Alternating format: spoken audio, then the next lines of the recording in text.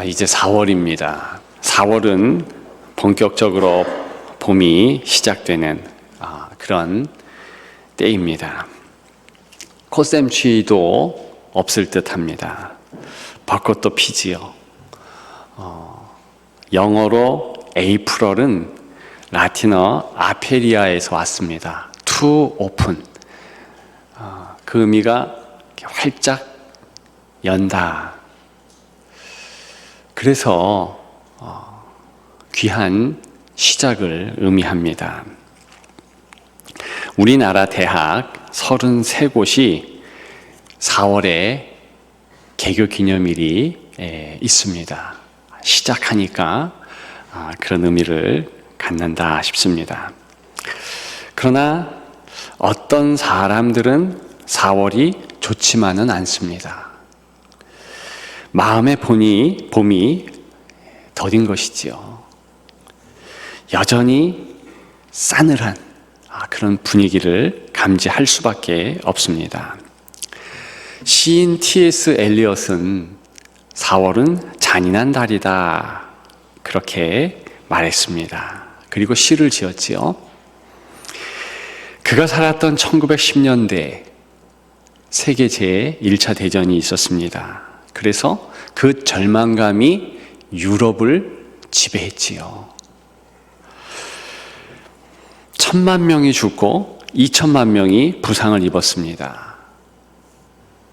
봄이 온다. 4월이 되었다. 그럼에도 불구하고 전쟁 중이라면 라일락 피는 것이 무슨 소용이 있겠습니까? 봄바람 부는 것이 오히려 더 힘들게 할 것입니다. 가장 친했던 친구가 1915년 4월 갈리폴리 해전에서 전사했습니다. 개인적으로도 너무나 힘든 4월이 아니겠습니까? 정말 잔인한 달이겠지요. 이 엘리엇과 비교조차 할 수 없지만 저도 4월이 잔인한 달이다 그렇게 생각했던 적이 있습니다. 예전에 몸이 안 좋았을 때였지요.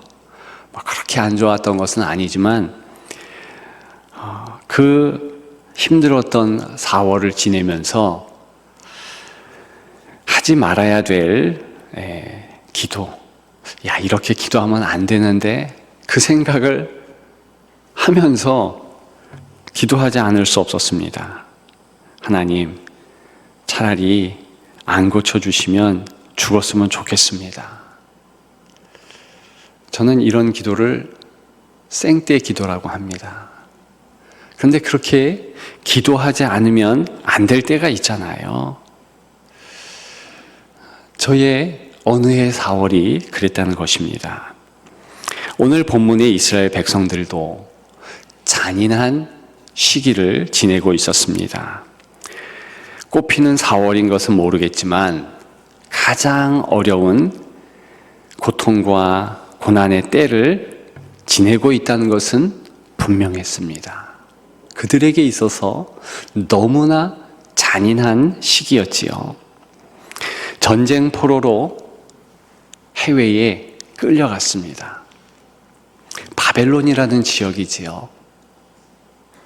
그 옛날 애굽에서 노예 생활을 이스라엘 백성들이 민족적으로 했는데 또 저 먼 그 유명한 바벨론의 폭정 아래서 그렇게 신음을 한 노예의 시기가 오랫동안 진행된 터였습니다. 얼마나 힘들었을까? 역사에 의하면 예루살렘에는 약 2,000명도 남지 않았어요. 다 끌려갔거든요. 다 유린당했거든요. 어려운 시기였던 것이 분명합니다. 이사야 40장 30절에 보면 소년이라도 피곤하며 장정이라도 넘어졌다. 그런 표현이 있는데 시대상을 반영한 것입니다. 어리다고 해서 힘들지 않은 것이 아니고 작년이라고 해가지고 역시 힘들지 않은 것이 아니라 모든 세대가 헉헉거리면서 어려움을 토로했던 그런 시기, 그것이 오늘 본문에 이스라엘 백성들이 감내했던 시대적 배경이라는 것입니다. 이러한 시기에 하나님이 오로지 원하시는 것이 단 한 가지였다. 그것을 본문은 말하고 있습니다. 무엇이었겠습니까? 바로 위로예요.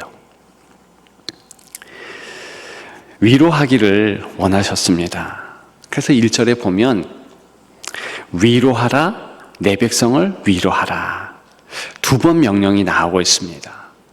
한 번 명령해도 괜찮아요. 왜 그러냐 하면 이 명령의 동사가요, 강조 능동형이라는 형태로 쓰였습니다. 그러니까 강조를 이미 히브리 말에 위로하라, 이 단어 하나에 꽉 채웠다는 것입니다. 그런데 2번이나 나와요.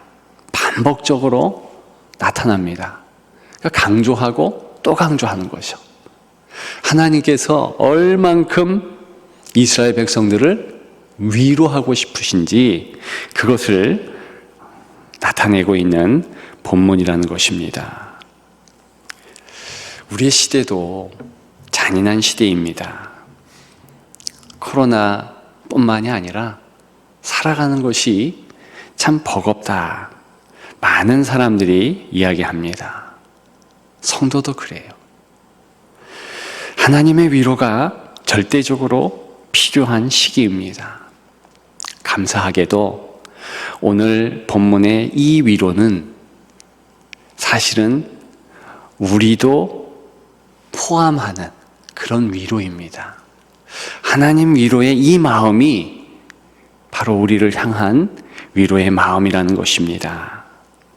이 사실을 기억하면서 하나님 위로의 특징 몇 가지를 살펴보고자 합니다. 첫째는 위로의 전달자는 교회이며 위로의 전달은 교회의 사명이라는 것입니다. 위로의 전달은 교회의 사명이다. 말씀드렸듯이 1절에 위로하라, 위로하라, 이렇게 하나님의 명령이 있습니다. 오늘 본문이 있는 이사야는요, 작은 성경이다, 혹은 성경의 축소판이다, 그렇게 불려집니다. 이사야는 66장으로 이루어져 있습니다. 한번 새벽 기도 때 말씀드린 적이 있는데, 마치 구약과 신약을 아우르는 그러한 모양새를 취합니다. 그래서 구약에 죄를 진 인생, 하나님의 심판이 있고, 신약에 그런 죄인들을 껴안으시는 하나님의 사랑과 구원이 나타나는 것과 마찬가지로 이 이사야는 초반에 하나님의 심판이 집약적으로 나타납니다. 구약이 39권이지요. 그래서 이 이사야도 1장부터 39장까지 그런 하나님의 엄한 심판이 나타납니다. 그런데 신약이 분위기가 바뀌듯이 이사야 40장부터 마지막 66장, 그러니까 27장, 신약의 27권처럼 하나님의 구원이 아름답게 담겨져 있습니다. 오늘 본문은 신약과 같은 하나님의 그 마음이 그대로 보여지는 시작이에요. 40장이잖아요. 그러면서 하나님 구원의 모습이 위로라는 한 단어로 나타나고 있다는 것입니다. 정말 하나님 마음이에요. 2절에 보게 되면 우리 하나님께서 어떻게 이스라엘 백성들을 생각하고 있는지 가늠해 볼 수 있습니다. 오늘 이 본문의 말씀은 이사야의 입술을 통해서 150년 전에 예언한 것입니다. 바벨론 나라가 이렇게 이스라엘을 점령했고 끌려갔다. 이런 것은 이제 실제로 역사가 일어날 때 알았던 것입니다. 그런데 그 일이 시작되기도 전에 우리 하나님은 말씀하는 거예요. 왜 그랬겠습니까? 역사에 이러한 어려움이 있다. 그것은 왜 그런가? 이전에 나타났듯이 너희들이 나를 떠났기 때문이다. 내가 심판한다. 어려움이 있다. 그러나 마음에 소망을 두라.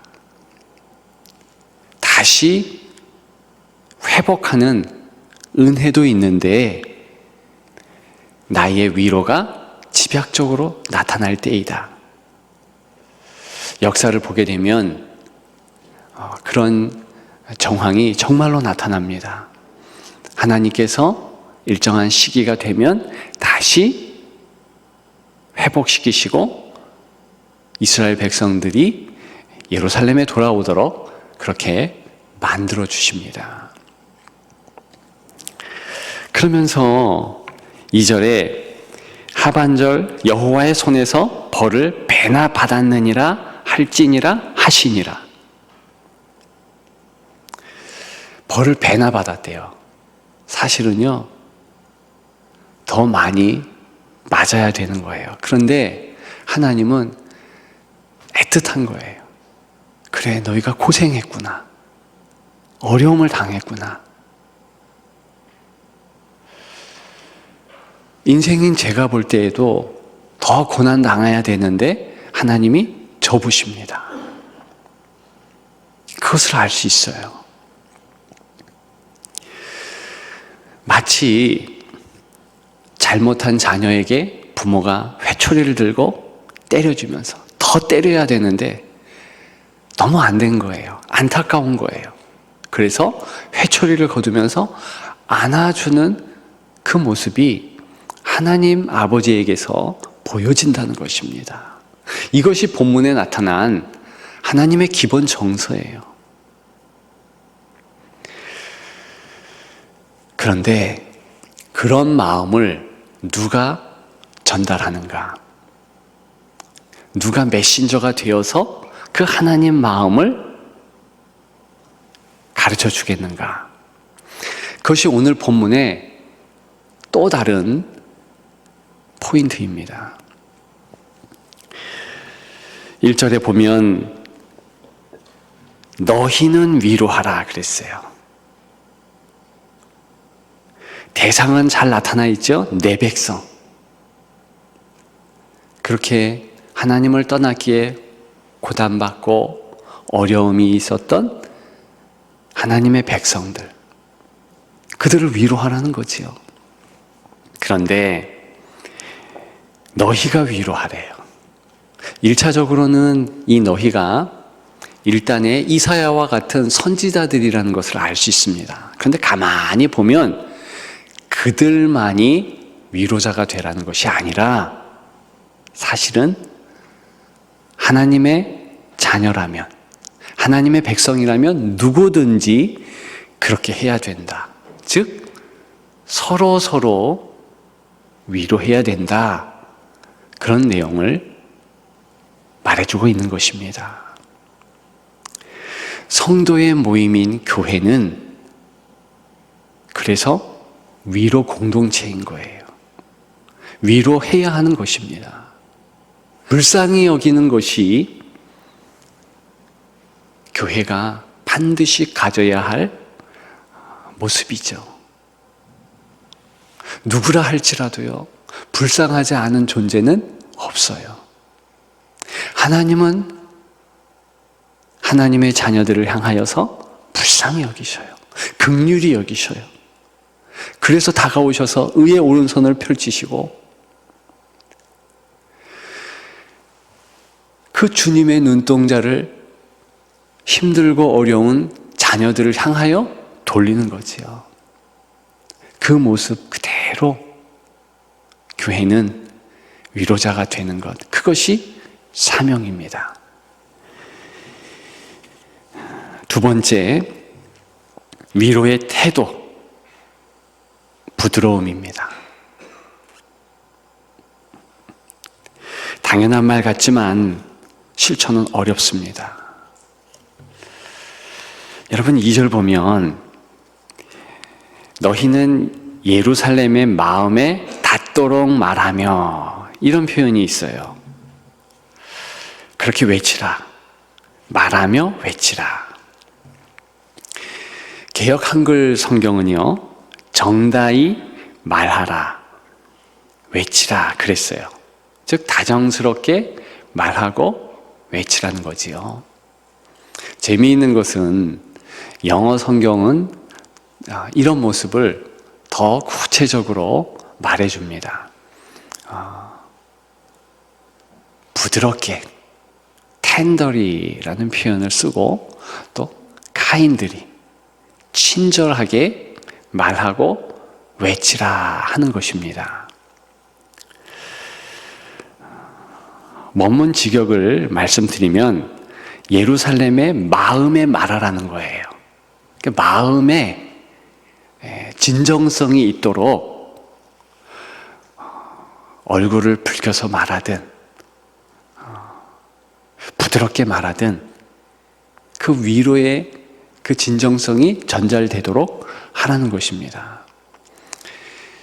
분노함으로 위로하는 인물이 성경에는 나옵니다. 특히 오늘 본문 3절과 4절, 외치는 자의 소리여 너희는 광야에 여호와의 길을 예비하라. 이것이 어디에 그대로 나오냐 하면 누가복음 3장 4절과 5절에 나옵니다. 누구의 사역을 말하며 나오는가? 세례 요한의 사역이에요. 세례 요한이 광야에 외치는 자의 소리였습니다. 근데 그 세례 요한은요, 과격한 언어를 썼어요. 뭐라고 말했는가 하면 독사의 자식들아. 최고의 욕이거든요. 그런데 그렇게 분노하는 모습과 같이 강하게 얘기했지만 그 진정은 어디에 있습니까? 하나님의 위로예요. 그래서 오늘 본문에 최초로 이 어구가 담겨져 있는 것입니다. 그렇게 화를 내도 오해함이 없어야 돼요. 그럼에도 불구하고 위로는요, 정상적이라면 부드럽게 그리고 친절하게 해야 하는 것입니다. 태도가 그렇다는 거예요. 진정 어린 마음을 전달하는 것, 대체로 부드럽죠. 그래서 예수 그리스도는 온유하시다, 성경은 말해주고 있습니다.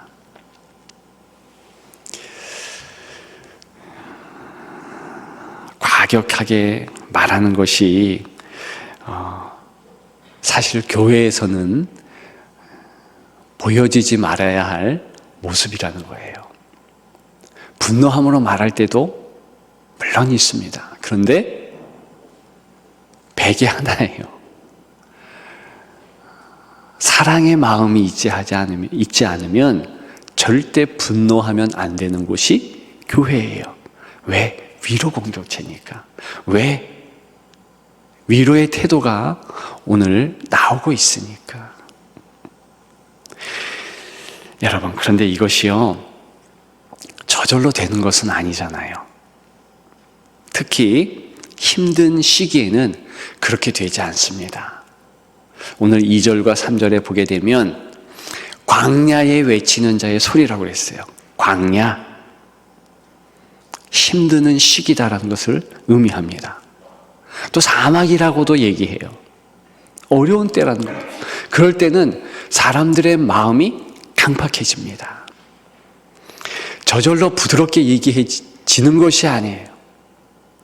우리 시대에 얼마나 언어가 강팍해졌습니까?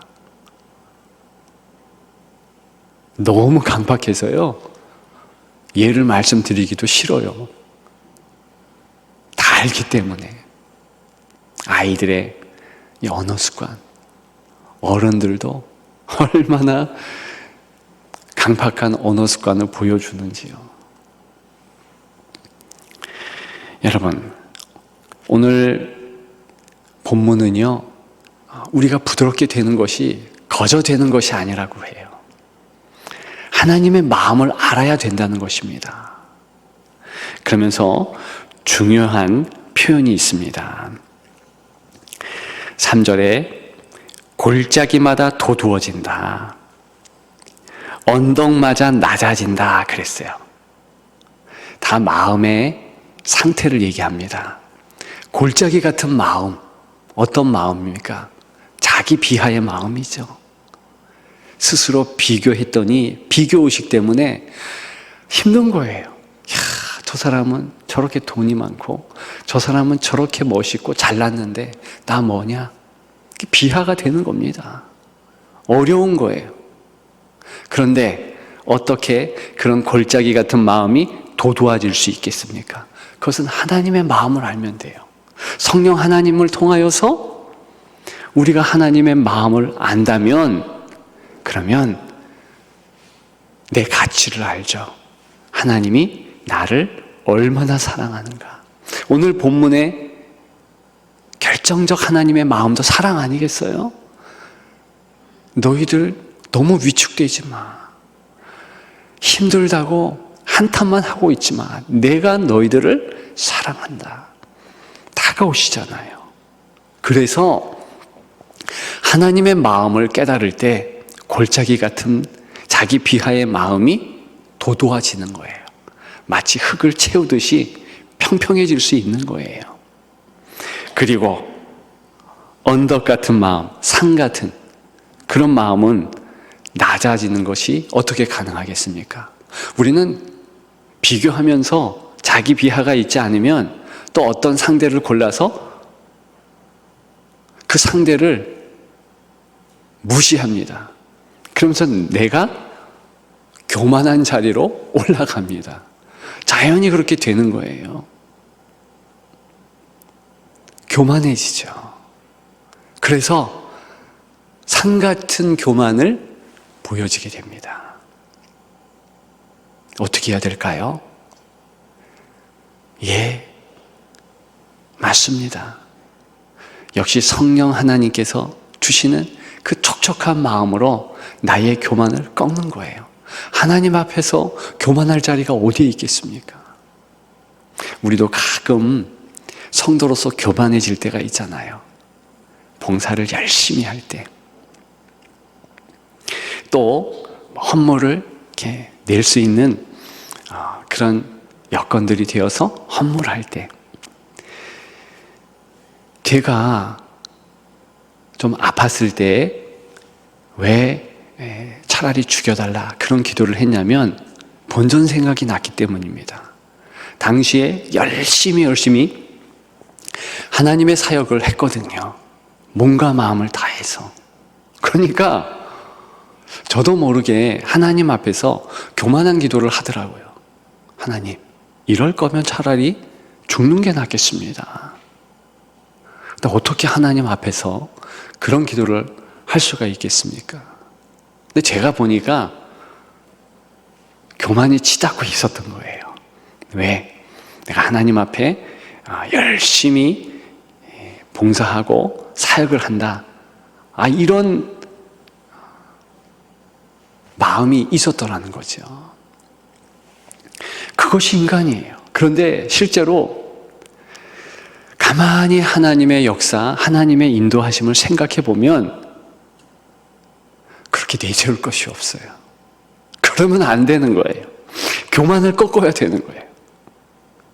하나님 앞에 범죄한 아담과 하와가 나무 뒤에 숨었잖아요. 그 숨는 것도 잘못된 것이지만 하나님 앞에 나와가지고 저 인간 때문에 그랬다, 저 동물 때문에 그랬다, 그것도 또한 얼마나 교만스러운 마음입니까? 자기도 죄를 지었는데, 자기도 너무나 부족한데, 그래서 교만 꺾는 거예요. 오늘 본문은 그 하나님의 마음을 알면 골짜기 도두어지고 언덕이 낮아지는 그런 은혜가 있다. 재밌는 표현이 있죠? 하나님의 대로 준비한다 그랬어요. 그렇게 되는 것이 하나님의 대로를 준비하는 것이다. 그런데 영어 표현으로 보면 이 하나님의 대로라는 것이요, 하이웨이래요. 하이웨이. 다른 말로는 프리웨이라고 하죠. 고속도로. 그러니까 고속도로를 놓는 게 다른 것이 아니라 우리의 마음을 높아진 것 낮아지게 하고, 낮아진 것 높아지게 하고, 그렇게 하면 하나님이 일하는 것을 본다는 것입니다. 여러분, 우리가 하나님의 일을 너무나 쉽게 할 수 있어요. 1차적으로 하나님의 일은요, 어디 뛰어가서 선교하고 전도하고 그것도 귀한 일이지만 그 이전에 하나님께서 가장 원하시는 것은 바로 광야 같은 어려운 시대에 내 마음을 기경하는 거예요. 그래서 주의 오실 첩경을 예비하는 거, 지름길을 만드는 거, 내가 하나님이 사랑한다는 거 알고 나의 가치가 높다는 것도 기억하면서 교만해지지 않는 거, 그렇게 하는 것이 사실은 가장 우선적인 주의 일이요, 주님이 최고로 원하는 것입니다. 기억하시기를 주님의 이름으로 축복합니다.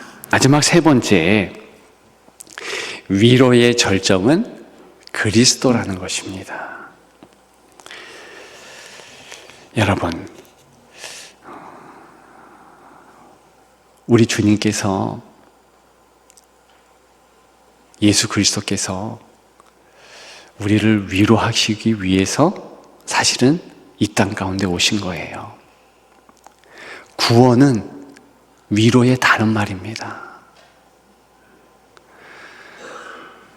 우리에게 힘 주시고 능력 주시되 구원자 예수 그리스도께서 함께 한다는 것보다 더 큰 위로가 어디에 있겠습니까? 여러분, 위로의 참 뜻은요, 힘 준다는 거예요. 함께 있는다는 그런 의미를 가지고 있는 것입니다.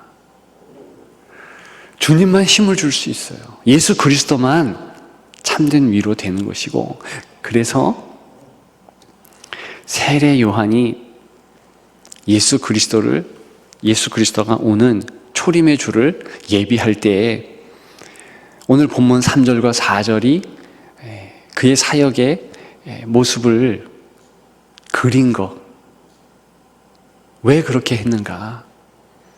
바로 예수님만 위로의 절정이 된다는 것을 뚜렷하게 보여주기 위함입니다.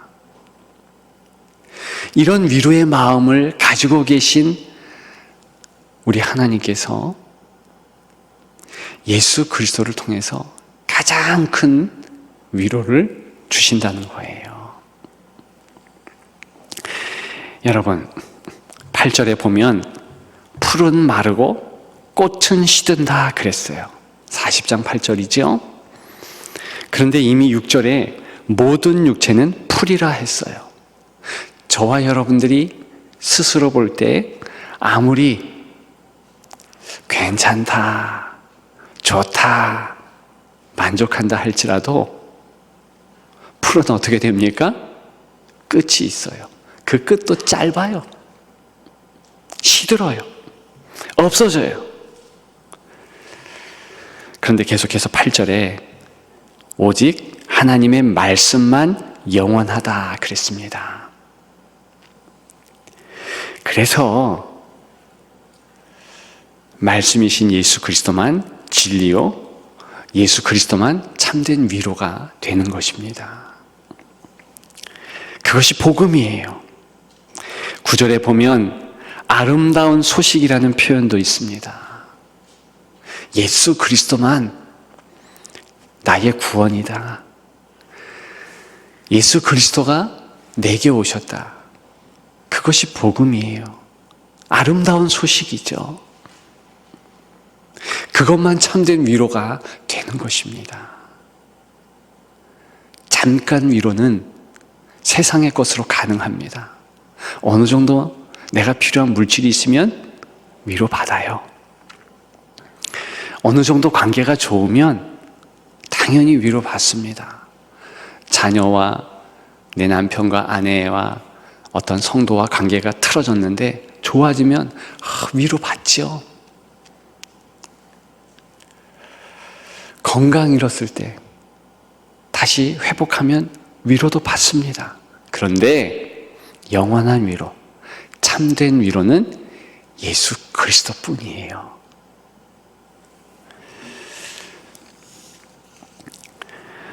신약 말씀 중에 아름다운 아버지의 모습이 나오고 있습니다.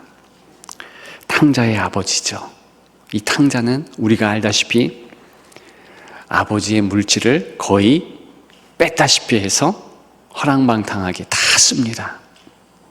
히브리 문화에는 반드시 돌 맞아 죽을 행동이에요. 그런데 성경에 기록한 대로 아버지는 어떻게 합니까?